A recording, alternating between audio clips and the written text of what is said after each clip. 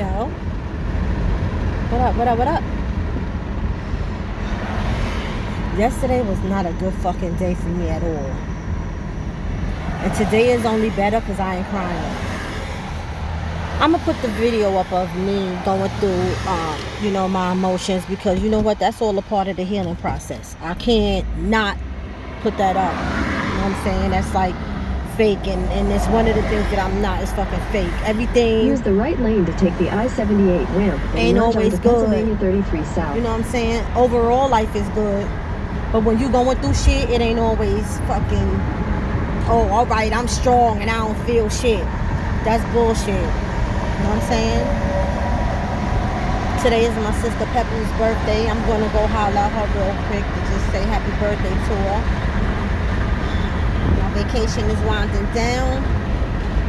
So I'm going to put in these jabs before I have to go back to doing 24 hours. To take the I-78 East exit for New Jersey, New York City.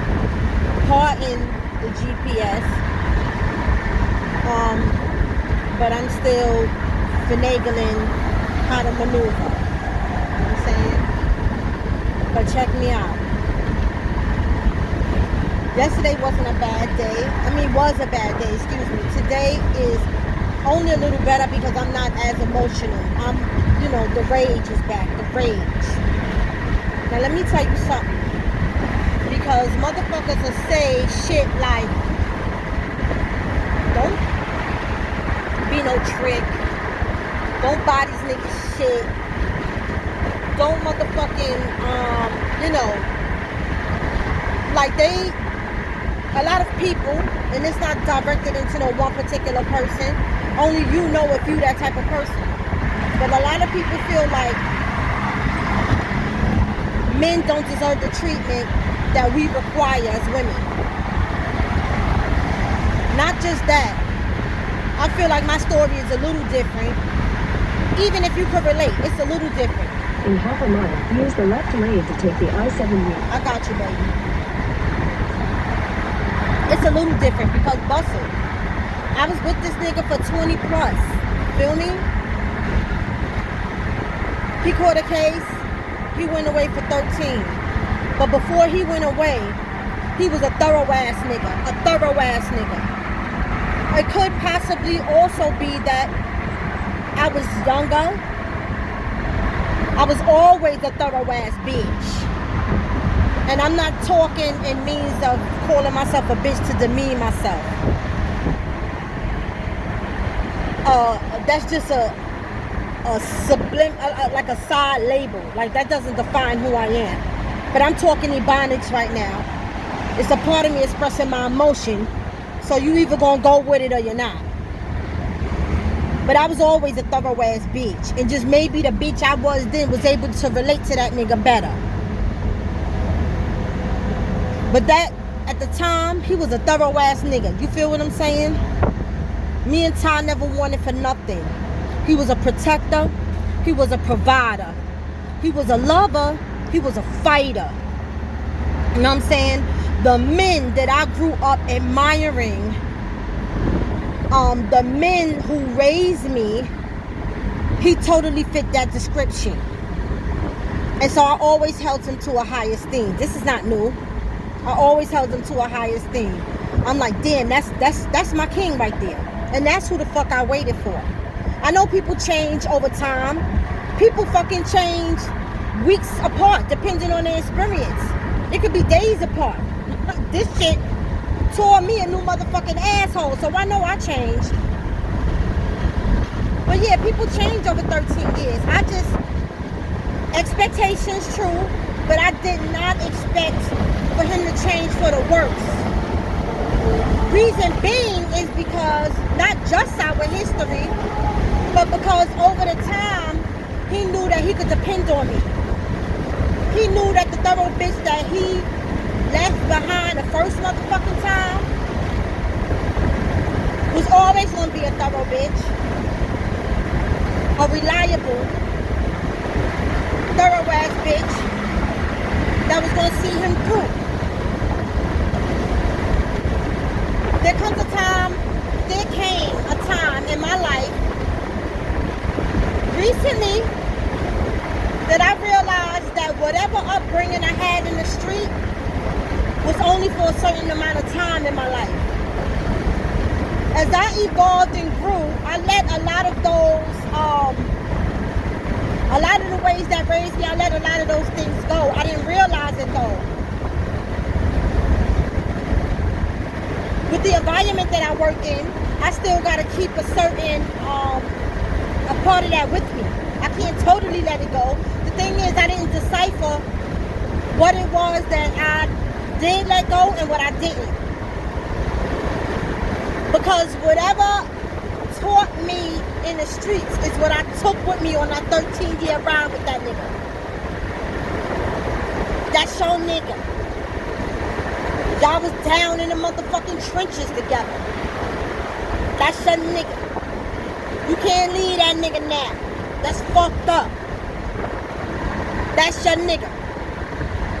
If you up with that nigga, you gotta be down with that nigga. That's what the streets taught me, and that's what I did. And in doing that, I realized that a part of my Virgo essence is healing. Now I'm talking about in terms of becoming a woman now, becoming grown, transitioning into my full womanhood. I'm realizing that my Virgo, and not all Virgos is like this, so don't get it fucked up.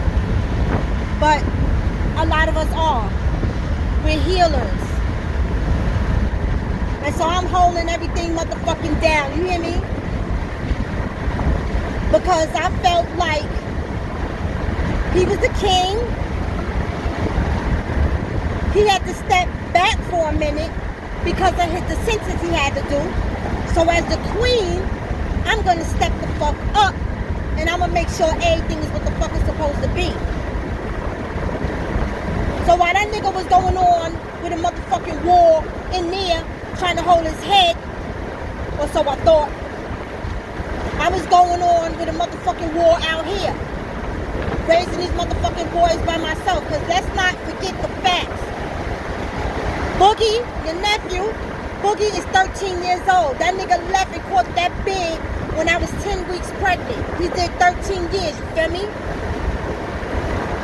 So I'm holding all this shit down, but in the meantime of me holding it down, I'm taking care of you and them, making sure you good.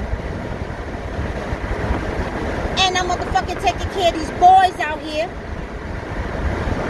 And I'm building, slowly but surely, building a fucking foundation so that when you touch down, it's certain shit that I consider minimalized that you ain't got to worry about when it comes to readjusting to society.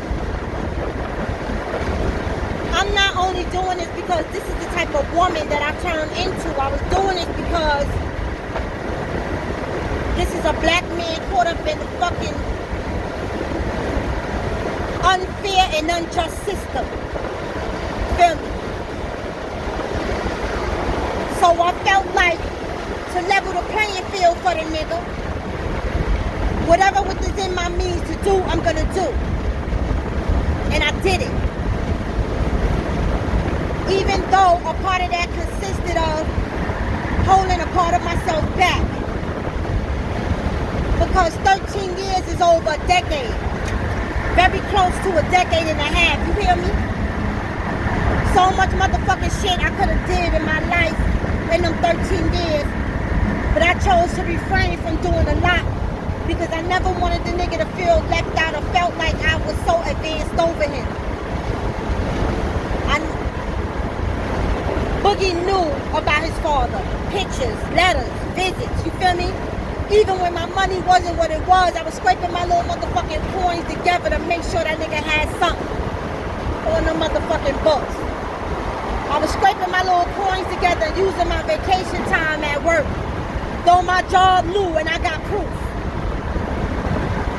They knew that I was taking my kids to go see their father. And I think a part of me is upset because the reality has caught up with me that if I knew he would have turned out to be the type of nigga that he was, I wouldn't have fucking waited. I wouldn't have put my motherfucking life on hold. I could have had me a family dynamics. You know what this shit taught me? This shit taught me because I was going so hard about this generational curse shit. And I know it ain't for the weak.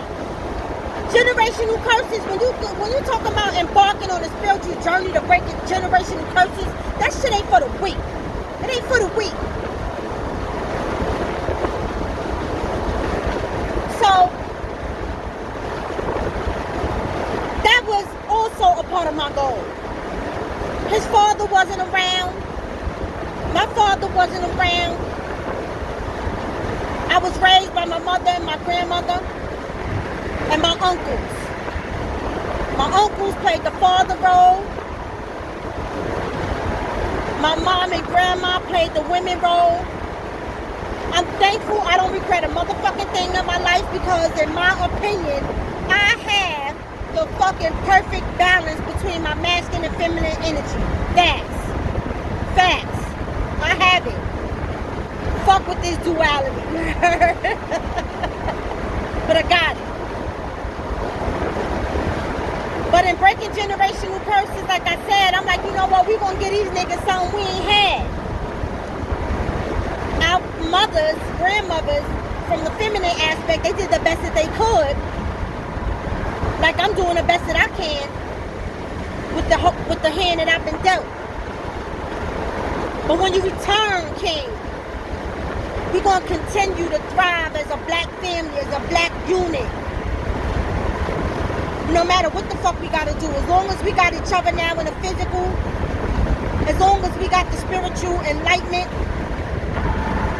motherfucker, we knocking all this shit down. You feel me? All of it. I know we can. We built like that. The experiences that we learned have built us up to be a powerful motherfucking team. Separation only made us stronger as a unit, or so I thought. This falls in line, I guess, with expectations. But manipulation played a part. Because for the 13 years, the little communication we had, and I'm saying little because it's nothing like living and being around a person. I wrote letters multiple times a week. Whenever my payday would hit until I got established, little better established, I was always able to hit that nigga books with something. Even when I wasn't where I was financially, I hit that nigga books with something. I'm not trying to throw nothing in nobody's face. I'm just simply saying that I did the best that I could throughout my transformation. Fast forward now to the nigga touching down, because let me tell you some other shit. Some grown ass people shit. It ain't motherfucking poor tricking or taking care of no motherfucking body grown when you in love with somebody. I realized now I was in love with a ghost, but I didn't know that then. The manipulation during that time, the 13 years, at some point something went left. But he never told me when it went left. He was never honest enough for me to tell me. Not that. Maybe he's not going to tell me exactly what went left. But I feel like I'm owed the truth to know when it went left. But he never told me when it went left. He just had me thinking the whole motherfucking time that we was going to ride this wave together, that it was me and him. It was us and the boys, and then fuck that. We was going to ride this motherfucking shit and do what the fuck we got to do. Fast forward now. Nigga trying to get on his feet. He released, he off the road. You know what I'm saying? Everything is going, everything is everything right now. He off the road. He making moves to get his footing financially. And of course, that coincides with, ego and manhood. You know what I'm saying? I'm doing my thing. I got that house. I could have been got that motherfucking house. But I chose to fall back and not do it because I said, you know what? This is going to be an experience that we go through together. We was born and raised in a motherfucking hood. We're going to elevate together. And even though he couldn't contribute financially, at the time, I didn't give a fuck about that. I didn't give a fuck. All I can say is, yo, the king is back. All this other shit right now is out the window. Because me and God got it together, and I got this shit in the pocket. You know what I'm saying? Captain nigga little hoopty. It is not. It don't even matter what type of car it is. It don't, none of that shit matters. I'm like, yo, this nigga finding his footing. In my mind, the healing prospects of a Virgo, right? And of a black woman, when we know our man experienced some type of trauma, you figure to yourself, let me see how I can help this nigga. And maybe if I could cover the basics, then there's certain shit like the basics this nigga ain't gotta worry about. You see, me and my whole family, small but efficient, waited for that nigga. My family didn't want to see me with nobody else. My family didn't see me with nobody else.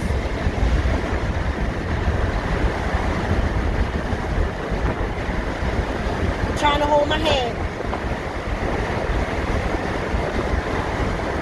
So I figure, let me cover the basics for this nigga.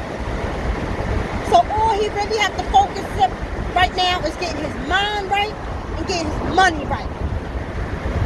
Until then, which I know he gonna do it, because I know he still got that in him.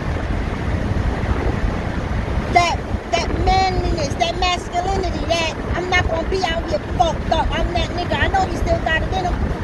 So while he getting that shit together, I'm gonna take care of everything else, and then everything else will fall into alignment. But it didn't happen that way. I was manipulated the whole time. When I thought shit was falling into alignment, it wasn't. He was making plans to do something else. I had no idea. I'm at the point of my career right now where it's very hectic and toxic in my work environment. I am literally working 16, anywhere between 16 to 24 hours a motherfucking day. When I'm off work, of course, I get back to my family. I'm trying to connect with them and see what's going on. See what it is we can do. You know, pillow talk, couple talk, real shit. Now, because I'm off of work, I can solely focus on what's going on in the house. Whole time I'm working, I'm trusting that we're on the same page. You my nigga, I'm trusting you. You my nigga, I'm thinking that this motherfucking time that we got in count for something. That it means to you what it meant to me. It's alright, I got it. I got it.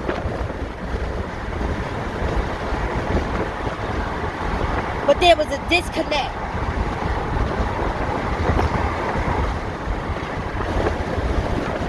If every motherfucking time on my days off we arguing all the time, he's the one starting the arguments. The arguments to me is asinine. It don't make sense. It don't make sense. It's stressing me out. My body is showing signs of stress from work and home.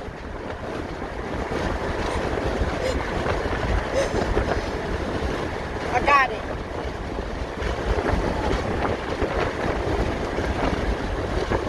But I keep reasoning with myself saying, yo, this nigga's still adjusting. He gonna be alright.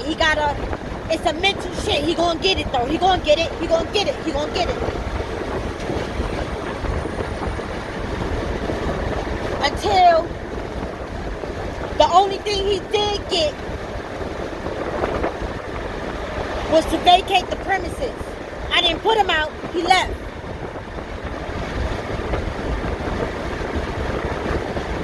And that's where I'm going to end this shit at, because the 20 minutes is about up. But just know that I'm on the road to recovery, baby. Because no matter the good days or the bad days, it's all a part of the process. And I trust the process. I trust the universe. The universal truth. I trust the alignment of my higher self. Of the divinity. I trust it. The process brought me too far in good space and good energy for me to believe anything else. So sometimes you gotta go through shit to get to the mountains. I've made my peace with that part of it, even though it hurts sometimes. Holding my head though. I appreciate y'all for checking me on this documentary. Yeah, because I was going to write a book, but I'm like, man, this technology is too advanced for me to worry about motherfucking book sales. You feel me? Click the like button. Subscribe. You know, you can share if you want, but for the most part, you know what it is. Click the like button.